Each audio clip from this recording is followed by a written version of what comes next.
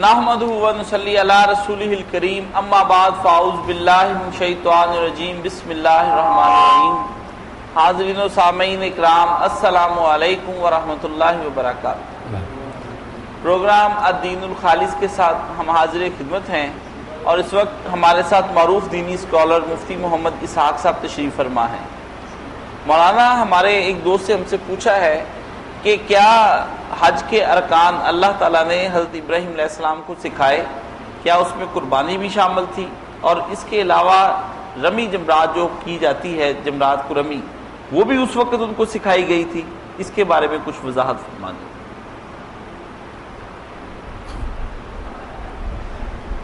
ابراہیم علیہ السلام اور اسماعیل علیہ السلام نے جب کعبہ تعمیر کیا فارغ ہوئی تو بناتے وقت جو دعا انہوں نے کی قرآن مجید میں نقل ہوئی، اس میں یہ کہا وارنا مناسکنا، یہاں جو حج کے طریقے ہیں نا وہ بھی ہمیں دکھا دی، یہ نہیں کہا کہ سکھا دے، دکھا دی۔ اسی لیے جبریل علیہ السلام آئے، ہر مقام پر لے گئے، جو کچھ کرنا تھا خود کیا، ان سے بھی پریکٹیکلی کرایا، اور بعد میں کہا کہ دیکھ لیا تم نے جو یہاں طریقے؟ انہوں نے کہا ہاں سارا ہم نے دیکھ لیا۔ تو سارے طریقے جو ہے نا انہوں نے بتایا۔ اب رمی جمرات کے بارے میں مولانا فرائی کہتے ہیں کہ اس کا ذکر عرب جاہلیت کے اشعار میں نہیں ملتا، باقی چیزوں کے ذکر آتے ہیں۔ ان کا یہ قیاس اور اندازہ ہے کہ یہ جو رمی ہوئی تھی نا، ترمی ہے بحجارت من شدید، اصحاب فیل آئے تھے کعبہ کو گرانے کی، ابرا اور اس کا لشکر، ان کو جو تباہ کیا گیا اس کی یادگار تھی، یہ ان کا خیال ہے۔ باقی لوگ جو وہ کہتے نہیں شروع سے چلے آ۔ ایک دوست پوچھتے ہیں مولانا صاحب یہ فرمائیے کہ جو شخص نبی کریم صلی اللہ علیہ وآلہ وسلم کو خواب میں دیکھ لیتا ہے، کیا وہ بھی صحابی بن جاتا ہے؟ نہیں، صحابیت کا شرف ان لوگوں کو حاصل ہے جنہوں نے جاگتی آنکھوں سے زندگی میں آپ کو دیکھا، وفات کے بعد نا خواب میں دیکھے، یا ویسے بھی اللہ تعالیٰ کبھی زیارت کرا دے، ناممکن نہیں کہ حضور کسی کو ویسے بھی نظر آئے۔ کئی لوگ کہتے ہیں کہ جاگتے بھی ہم نے دیکھا، تو ہم انکار کیوں کریں؟ شاید وہ سچے، مگر وہ صحابی نہیں بنے۔ صحابی اس دنیا میں جب تک تھے حضور، اس وقت جنہوں نے دیکھا صحابی ہوئی ہے۔ مولانا صاحب ایک دوست کہتے ہیں کہ نبی کریم صلی اللہ علیہ وآلہ وسلم کے ساتھ نسبت بہت بڑا شرف ہے، ہم نبی کریم صلی اللہ علیہ وسلم کی امتی ہیں، آپ ہمارے نبی ہیں، اللہ اس شرف کا قیامت کے دن لحاظ کرے گا۔ دوسرے دوست کا کہنا ہے کہ ایسی بات نہیں ہے، فقط شرف ہی جو ہے وہی ہمیں نجات نہیں دلا سکتا یہ نسبت کا، بلکہ یہ ہے کہ ہمیں ساتھ اعمال صالحہ بھی کرنے چاہیے، کیونکہ نسبت تو نوح اور لوط کی بیویوں کو بھی تھی۔ دوسرے دوست پہلے نے جواب دیا کہ وہ جو نسبت تھی انہوں نے اپنی نسبت کو توڑ دیا تھا، ہم تو اپنی جو نسبت ہے اس کو برقرار رکھے ہوئے ہیں، اس لیے اگر ہم نہ بھی عمال کریں تب بھی ہمیں فائدہ پہنچے گا۔ ایسی صورت میں اعتدال پسندانہ رویہ کیا ہے؟ یہ جو دوست کہتا ہے نسبت ہماری، بالکل غلط کہتا ہے۔ نسبت کا حق یہی تھا کہ اگر آپ کے امتی ہم آپ کو نبی مانتے ہیں تو آپ کے حکموں کی تعمیل کرتے، برے کام چھوڑتے، نیک کام کرتے۔ صرف دو ہی شکلیں نا جو دین نے فرض کی، کن صورتوں کی معافی کہ آدمی بے بس ہو گیا، کسی نے تلوار گردن پر رکھی، اس سے کوئی گناہ کروا لیا، یا وہ بھوکا مرتا اس نے مردار کھا لیا، کسی کو پتہ ہی نہ چلا کہ یہ گناہ کا کام۔ ان دو صورتوں کے علاوہ جہالت یا اضطرار اور لاچاری، اور جو گناہ کرتا نا، جب صاف حضور نے فرمایا جب بندہ گناہ کرتا تھا نہیں مومن نہیں ہوتا، چور جب چوری کر رہا مومن ہوتا کیوں کرتا؟ اس وقت ایمان اس سے نکل کے اوپر چلا جاتا، بعد میں اگر وہ توبہ کرے بعد آ جائے تو آتا، ورنہ نکلا ہی رہتا، اور وہ ایسے ہی مرتا کہ ایمان اس سے باہر۔ صاف تو صحیح ہے۔ اس لیے جو گناہ پڑے ہوئے مرتے نا، یہ جو مطمئنہ کی نسبت قائم ہے، بالکل شیطان کے دھوکے میں نسبت ٹوٹ چکی ہے، کوئی امتی نہیں رہے۔ گناہ ہو گیا تو معافی مانگ، اس سے باز آئے، پھر رشتہ جو ہے نا قائم کرے، کنیکشن ہو جائے، ورنہ اگر وہ وہی کام کرتے ہیں کوئی نہیں۔ مصر علی المعاصی، گناہ پر جمع رہنے والا کوئی مومن نہیں، نہ وہ چھوٹے گئے، دوزخ میں رہ گا۔ توبہ کرنے والا ٹھیک، بعد آ گیا اس نے توبہ کر لی۔ سعود ہاشم صاحب ہم سے سعودی عرب سے پوچھتے ہیں مولانا صاحب کیا غیر مسلمانوں کے ملک کے اندر اپنی تبلیغ جاری رکھ سکتے ہیں؟ اگر ہم ان غیر مسلموں کو تبلیغ کرنے سے روکیں گے تو لازمی بات ہے غیر مسلم ریاستیں بھی ہمیں اپنے ملک میں تبلیغ کرنے سے روکیں گی۔ ایسی صورت میں کیا اچھا نہیں ہے کہ دونوں کو اجازت دے دی جائے اور لوگوں کے سامنے رکھا جائے دین، کہ جون سا دین وہ چاہے پسند کریں؟ نہیں، یہ آپ کی باتیں جو ہے نا یہ نہیں ٹھیک ہے، آپ اپنی عقل سے سوچتے ہیں، یہ بالکل غلط بات ہے۔ ہم اجازت دے دیں کہ بدماشی کا پرچار کریں، یہ نہیں ٹھیک۔ نیکی کا پرچار دے، اس کی اجازت دیتی ہے۔ کفر سے بڑھ کر کون سا جرم ہے؟ لوگوں کو کافر بنانے کی اجازت دے، یہ تبلیغ کریں کہ لوگ ایمان اپنا ضائع کر رہے، بالکل غلط۔ اسلامی ملک میں کسی کو ایسے فساد کی اجازت نہیں، نہ غیر مسلم کو نہ مسلمانوں کو۔ ان میں سے بگڑے ہوئے اگر کوئی بات غلط پھیلا رہے ہیں ان کا بھی نوٹس لیا جائے۔ اسلامی حکومت کا کام ہے جنت کی طرف لوگوں کو بتائے، دوزخ کی طرف جانے کے راستے کیوں بتائے؟ باقی جو ہے نا وہ بھی نہیں کر رہے دیں گے، نہ کر رہے ہیں۔ حق کے لیے یہ تو نہیں کر سکتا کہ میں حق ہوں اس لیے باطل کو بتا کروں۔ باطل کی اجازت نہیں دے سکتے۔ ہم میں ہمت ہوگی اپنے اخلاق کے ساتھ سے خود ہی وہاں تبلیغ کر لیں گے اور لوگ سن لیں گے۔ بڑے بڑے ظالم بادشاہوں کے علاقوں میں کی ہے مسلمانوں نے تبلیغ، جان کی بازی کھیل کر۔ اسلام نے اپنا اثر دکھایا۔ پہلے آپ نیک بنے، صرف تبلیغ کے لیے جانے کا کیا فائدہ؟ اپنے ملکوں میں اسلام قائم کریں، لوگ دیکھ کر ہی اسلام کے قائل ہو جائیں گے۔ تبلیغ کا کوئی طریقہ ہونا چاہیے نا، صرف کتابیں لکھنا یا جا کر بات کرتے پھرنا یہی تبلیغ تھوڑی ہے۔ لوگ مطالبہ کر رہے ہیں تمہارے اتنے ملک کسی جگہ اسلام ہے؟ علامہ سندھی مرحوم نے عبید اللہ نے اپنا واقعہ سنایا کہ جب روسی انقلاب آیا سوشلسٹوں کا تو میں گیا لینن سے اسٹالن سے، میں نے ان کے سامنے اسلام کا نظام معیشت بیان کیا کہ اتنے خون خرابے سے کچھ بھی نہیں غریب کا مسئلہ ہوا ہے، اسلام میں یہ حال ہے۔ سننے کے بعد انہوں نے کہا، یہ مولانا نے بیان کیا واپس آ کر، اور علماء کے مجمع میں روتے تھے کہ جب انہوں نے کہا کہ مولانا آپ کی باتیں ہمارے دماغ میں سما رہے ہیں، ہم کوئی نا بلید نہیں، کند ذہن نہیں، باتیں اپیل کرتی ہیں، مگر آپ کے اب بھی اتنے ملک آزاد ہیں، کسی جگہ یہ اسلام چلتا؟ غریبوں کا مسئلہ بتائیں، ہم اپنے لوگ بھیجیں گے وہاں۔ اگر واقعی اس طرح ہوگا، امیر غریب اس طرح رہ رہے ہیں تو ہم اپنے ملکوں میں اسی کو نافذ کریں گے۔ تو مولانا کہتے ہیں سوائے آنسو بہانے کے رونے کے میرے پلے کوئی جواب نہیں۔ کون سا ملک بتاؤ؟ تبلیغ کے لیے پھرتے ہیں بسترے اٹھا کر، کسی ایک ملک میں اسلام قائم کر دیں، ایک ضلع میں قائم کر دیں، سارے افسر ملازم دین پر چلتے، پھر فکر نہ کریں کوئی غیر مسلم نہیں روک سکتا، جیسے خوشبو خود ہی پھیل جاتی۔ مگر یہ لین دین نہیں ہو سکتا کہ صحیح بات جو نا ہمیں کرنے دو تو آپ کو اجازت دے غلط کرو، بالکل غلط بات، صحیح بات۔ دین اور عقل دونوں خلاف۔ اچھی بات میڈیا کو پھیلانے کا حکم ہے، کہیں بدماشی کو پھیلانے کی اجازت دے دو، ورنہ ہم نیکی کی نہیں پھیلائیں گے، یہ بھائی سودا نہیں ہو۔ اچھی بات ہے، بالکل صحیح۔ یعنی یہ کوئی ہم لین دین نہیں کر سکتے، لین دین نہ یہ کوئی بارگیننگ ہے، نہ آپ اس طرح میں اسلام کے خیر خواہ بنے کہ وہ ہمیں نہیں موقع دیں، نہ دیں، جائیں جہنم۔ صحیح۔ اللہ اکبر۔ مولانا ایک دوست نے بڑا ایک دردناک واقعہ اپنی پوری زندگی کے بارے میں لکھ کر ہمیں UK سے بھیجا ہے۔ ان کا یہ کہنا ہے کہ مولانا صاحب میں لیبیا کی ایک عورت کے ساتھ میں نے شادی کی، اس کی پرورش بھی وہاں پر ہوئی تھی لیبیا کے اندر، اس کے بعد وہ بالکل ایک عجیب قسم کی روشن خیال عورت بن گئی۔ اس کے بعد یہ ہوا کہ میں اپنے بچوں کو UK میں لے کر رہتا رہا، بچے اب بڑے ہو گئے ہیں، بیٹا اور بیٹی دونوں بے راہ ہو گئے ہیں، بیٹی نے بھی ایک دفعہ حرام کا بچہ پیدا کر لیا ہے، اور بیٹا بھی ایک حبشی خاتون کو ساتھ لیے پھرتا ہے، بیوی کلب بھی جاتی ہے اور نماز بھی نہیں پڑھتی ہے، بظاہر وہ مسلمان۔ میں اپنے اس وقت کو پچھتاتا ہوں کہ جب میں یہاں پر آیا ہوں، اب ہمہ وقت اڑتا رہتا ہوں، کیا میرے اس جرم کی معافی اللہ کے ہاں ہے یا نہیں، اور ان کے ساتھ کیا کروں؟ بارہا سمجھانے کے بعد بھی وہ میرے گھر میں رہتے ہیں، چھوڑ سکتا نہیں، پاکستان واپس آ سکتا نہیں۔ ایسی صورت میں آپ مجھے حل فرمائیں کہ کیا ان کے ساتھ رہتا رہوں، اسی طرح کڑتے کڑتے مر جاؤں؟ پچھلے پروگراموں میں بھی ایک دوست نے لکھا تھا کہ آپ بری ہو گئے اس معاملے میں، اور قدام پسند کیا آپ کہتے ہیں غیر اسلامی ملکوں میں رہنا جائز نہیں، اور جو جاتے ہیں کاروبار کے، میں نے کہا دین تو یہی کہتا کہ غیر مسلم علاقوں سے لوگوں کو نکل کر اسلامی مطلب، اور یہ واقعہ بھی لکھا تھا کہ لوگوں نے کہا کہ ہم روتے ہیں اس دن کو جب آئے، اب یہ بھائی بھی رو رہا ہے، اس راروی سے کیا وہاں بچائیں گے؟ اسی لیے قرآن مجید میں جب اجازت ملی کہ یہود نصارہ کی پاک دامن اور بدماشوں سے نہیں، پاک دامن عورتوں سے نکاح کر سکتے ہو، وہاں بھی کہا کہ یہ خطرے سے خالی نہیں، اجازت ہے اگر کوئی دوسرا اجارہ کر لے، ورنہ خطرہ ہے کہ یہ خود یا اس کے بچے کافر ہو جائیں گے۔ پھر کیا ہوگا؟ من یکفر بالایمان فذهبت امرہ، کافر ہو گیا اگر اس کی محبت میں، یا بچے، سارا کوئی برباد ہو گیا۔ اسی لیے حضرت عمر رضی اللہ عنہ حضرت حذیفہ کو لکھا یہودیہ سے نکاح کریے، چھوڑ دو۔ انہوں نے کہا حرام ہے، تو کہا یار مجھے کافر کرتا ہے، قرآن میں حلال ہے، مگر اس طرح تم ان کے پیچھے پڑ دو، کیا بنے گا اولادوں کا؟ فوراً طلاق دلا دو۔ اور صحیح بات بھی یہ کہ یہ اس وقت اجازت تھی جب اسلامی حکومت تھی، یہ ہماری رعیت تھے، یہ عورتیں ہمارے بچوں کو کافر نہیں کر سکتی، الٹا یہ اسلام میں آ جاتی۔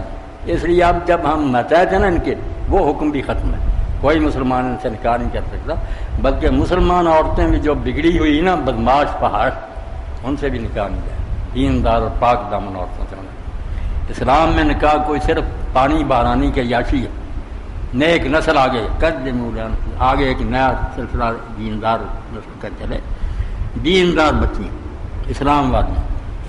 اسی لیے حضور نے فرمایا 4 وجہ سے لوگ نکاح کرتے ہیں، یا خاندان دیکھتے ہیں، یا حسن دیکھتے ہیں، مال دیکھتے ہیں۔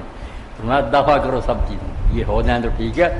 علیک بذات الدین، اللہ تمہارا بھلا کر، دیندار تلاش کر، دیندار اور جو ہے وہ ان سب سے بہتر ہے۔ وہی چھوڑ کے ہم جو بچیاں مائیں جاتی ہیں نا لڑکی دیکھنے، وہی دیکھیں جہیز کیا دیں گے، حسین ہے یعنی قد کے ساتھ دبلی پتلی دین، اسی لیے بعد میں روتے ہیں کہ یہ ہو گیا، ہونا ہی تھا۔ فضل فرمایا اللہ پاک۔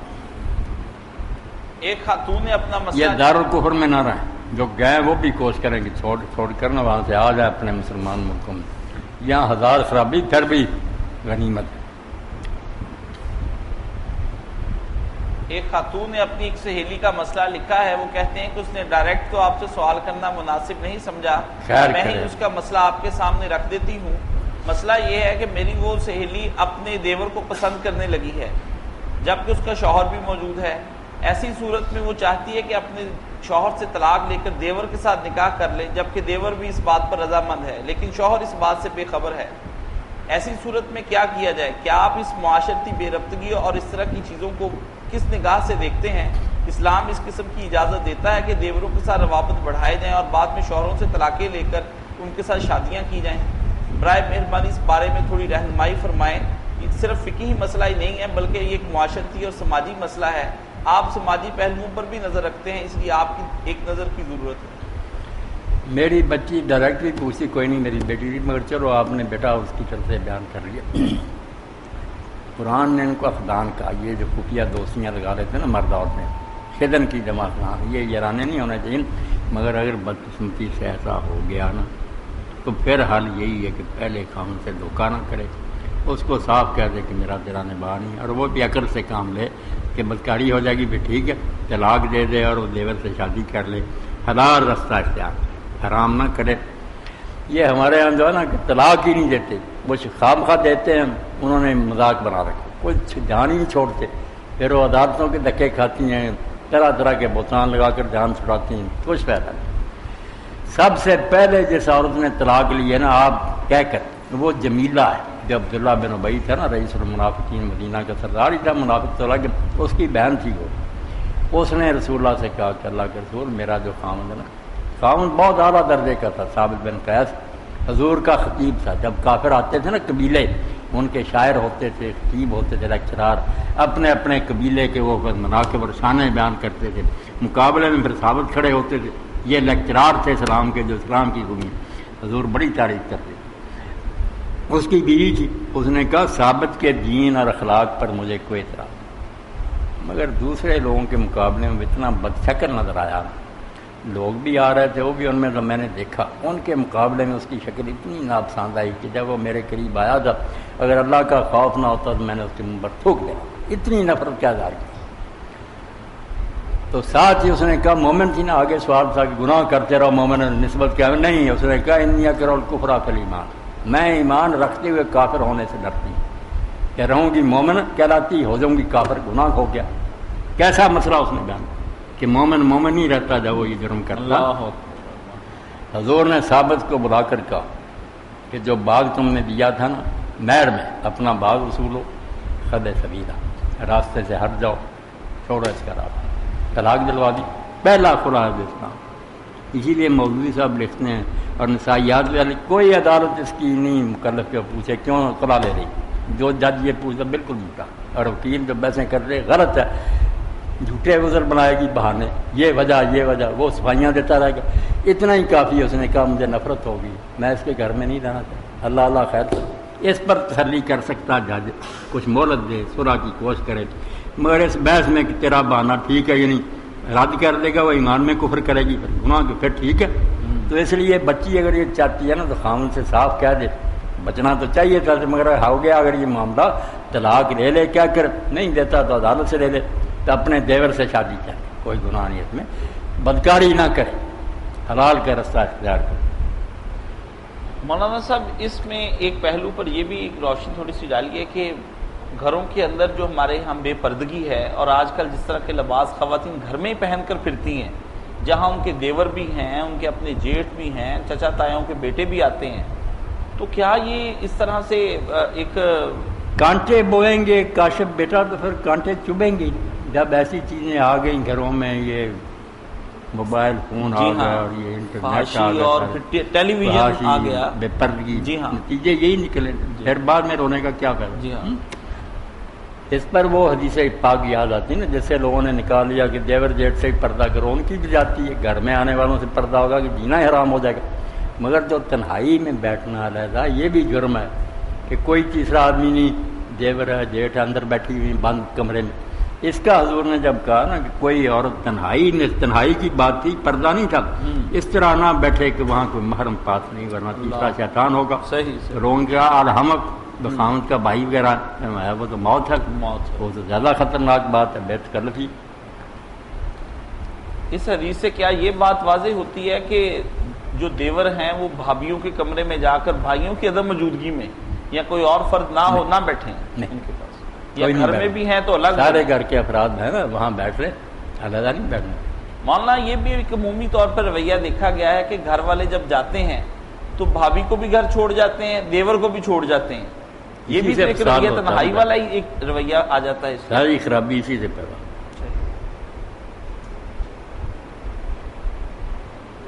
ایک دوست مبشر ارشاد پوچھتے ہیں، مولانا صاحب میں نے آپ کا خطبہ سنا، اس میں آپ نے ایک سکھ دیا سنگھ کے بارے میں بتایا اور اس کے اشعار پڑھے، یہ شخص کون ہے اور اس کی کتاب کہاں سے مل سکتی ہے؟ اشعار بہت اچھے اور دل کو لگے، اس کے بارے میں کچھ وضاحت فرمائیں۔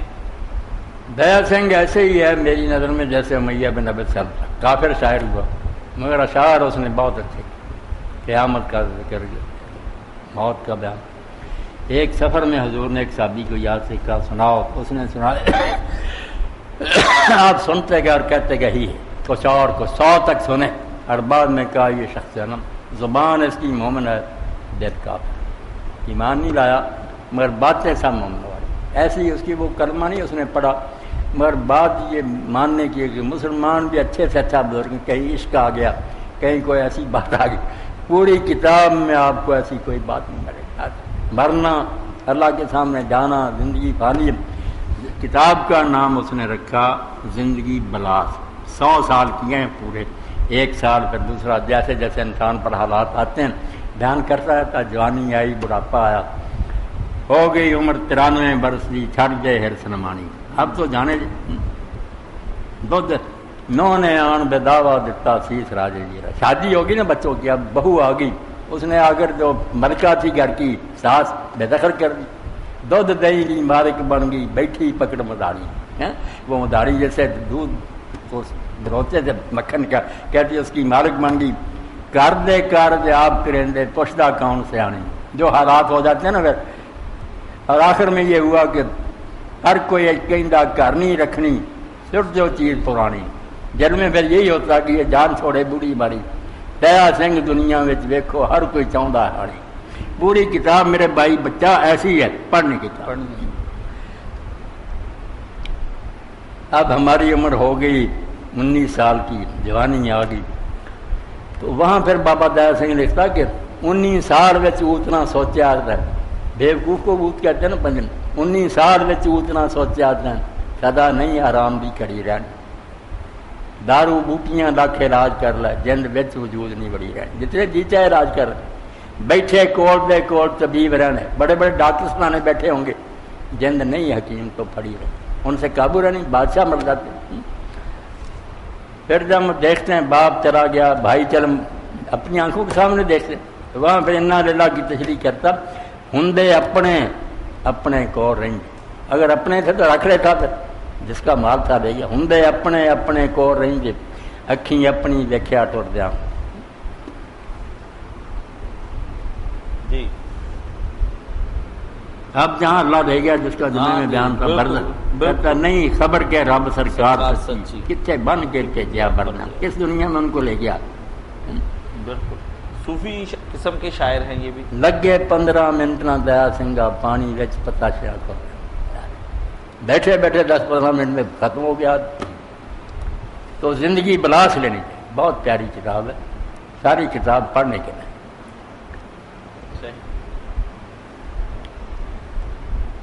فضل فرمایا. ایک دوست مہتاب سولنگی پوچھتے ہیں مولانا صاحب آج کل جو کچھ مصر میں ہو رہا ہے وہ آپ کے پیش نظر ہے، کیا مصر کے اہل اخوان کو نہیں چاہیے کہ وہ تبلیغی جماعت کا راستہ اختیار کریں اور خواہ مخواہ حکومت کے خلاف اس طرح پروٹیسٹ نہ کریں بلکہ تبلیغ کے ذریعے سے اور لوگوں کو بھی اپنا حامی بنائیں؟ یہ اس طرح تو پھر مرتے ہی جائیں گے اور یہ ملک میں فساد اور خرابہ ہوتا چلا جائے گا. آپ کی اس کے بارے میں کیا رائے ہے؟ تبلیغی جماعت ہی واحد راستہ ہے جو اسلامی انقلاب لا سکتا ہے. تبلیغی جماعت والا ہی راستہ تھا. کتنی مدد انہوں نے تربیت کی، لوگوں کا اپنا ہم خیال، بھائی یہ کروڑوں انسان جو نکلا تھا ان کی حمایت میں جانے دے رہے ہیں، یہ خواہ دے رہے ہیں. تبلیغ کیا تھا، انہوں نے تربیت کی تھی. باقی جو آپ کہتے ہیں نا یہ تبلیغ جماعت اس طرح کروڑوں سال بھی آپ لگے رہے ہیں، جب وقت آئے گا کہ آپ کو اسلامی انقلاب لائیں اسی طرح حکومتیں آپ کو کچل دیں. اگر آپ صرف نماز روزہ کہیں کرتے رہو، افسر کرتے رہو، انہیں کچھ نہ کہیں تو یہ فرعون نمرود بھی ہوں گے تو آپ کو کچھ نہیں کہیں. ایسا جناب تو کسی کو نہیں تکلیف ہے.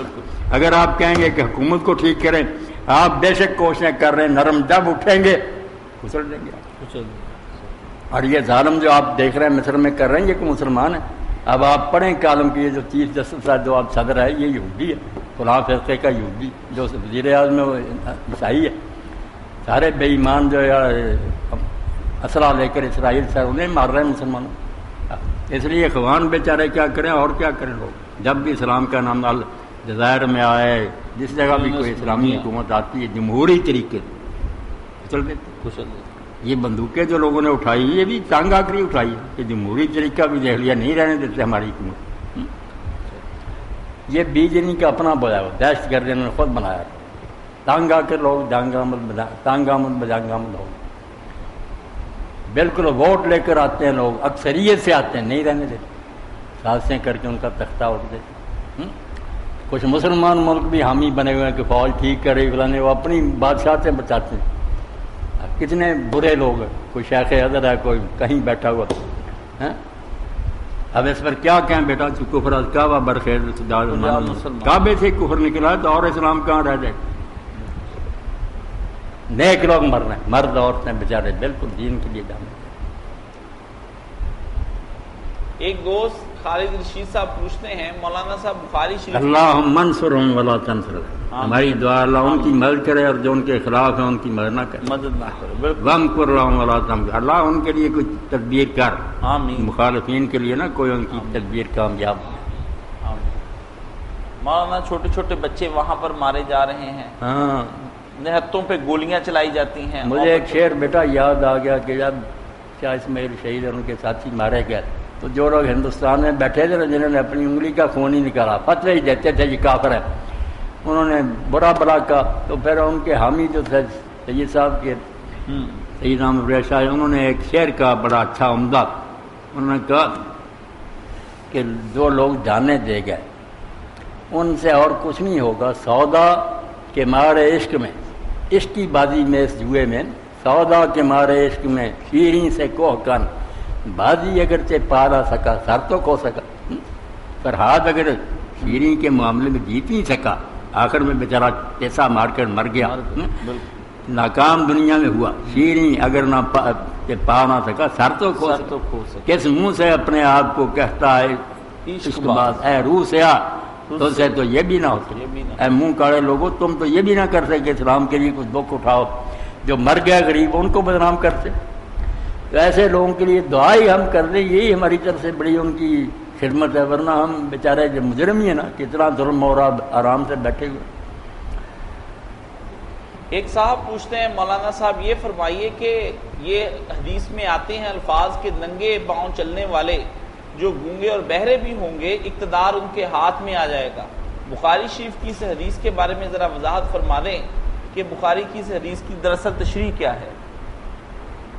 نہیں، گونگے بہرے والی بات نہیں، وہاں کی خاتون رات میں ننگے پاؤں ہوں گے، کپڑے بھی کچھ اعلیٰ قسم کے نہیں ہوں گے، وہ محلوں میں جب بیٹھ جائیں گے نا اس وقت کا کہ پھر اس امت کی بربادی ہوگی، یعنی بالکل جاہل ان پڑھ لوگ اقتدار پر آ گئے۔ وہ بعد میں جب حکومت بن گئی نا پوری دنیا پر مسلمانوں نے غلبہ، پھر محل بن گئے، ان میں رہنے لگے، عرب کے بدو جو تھے ننگے پاؤں والے بکریاں چرانے والے وہ محلوں کے مالک بن گئے، دولت نے پھر بگاڑ پیدا کر دیا، یاشیاں شروع ہو گئیں۔ علامہ اقبال نے بڑی پیاری بات کی، ساری تاریخ پر تبصرہ کر دیا کہ مسلمانوں نے حضور کے بعد فتوحات سے اپنی وسیع سلطنت و ملک بہت بڑا بنا لیا، مگر نظام حکومت پھر جاہلیت والا، کفر والا اشارہ دستور، وہی بادشاہ محل تخت تاج، اسلام حکومت میں نعرہ تخت تاج مل گیا۔ ایک دوست نے قرآن شریف کی ایک آیت کی کی ہے، ان کا کہنا ہے کہ تبریز نے ایک روایت بیان کی ان الذین آمنوا وعملوا الصالحات اولئک ہم خیر البریہ، تو خیر البریہ کی تشریح میں وہ فرماتے ہیں کہ اللہ کے رسول نے اس کی تشریح فرمائی ہے کہ انت یا علی و شیعتک، کہ تو اور تیرے شیعہ جو ہے وہ خیر البریہ ہے۔ ایک اس کی روایت لکھا، یہ امام تبری کے حوالے سے انہوں نے لکھا ہے۔ تو آیا یہ بالکل تفسیر صحیح ہے؟ نہیں، یہ تفسیر کوئی نہیں ہے، ایسی روایتیں اگر لوگوں نے لکھی ہیں ساتھ ہی وضاحت کر دی ہے کہ اس کے راوی نہیں ٹھیک، یہ باتیں غلط ہیں، کوئی نہیں یہ خیر البریہ کا کلی چہرے اور تیرے شیعہ جو ہے نا یہ خیر البریہ۔ اسی طرح اٹھتے ہیں سنی، یہ کہتے ہیں علی اور ابو بکر اور اس کے لوگ جو ہیں انہوں نے سارا دین بیٹا ابو بکر عمر اور علی کے گرد گھما دیا کہ سارا اسی لیے اتراد، یہ انصاف کی باتیں غلط ہے، گرفتار ہے ابو بکر و علی چار بار، بس ان کو جو اچھا ماننا چاہتا مانے، نہیں چھوڑے، اللہ کے حوالے کرے، آپ نہیں فکر کریں، کچھ نیک عمل کریں، ایمان درست کریں۔ اسی کے ساتھ روایتیں نہیں ٹھیک ہیں۔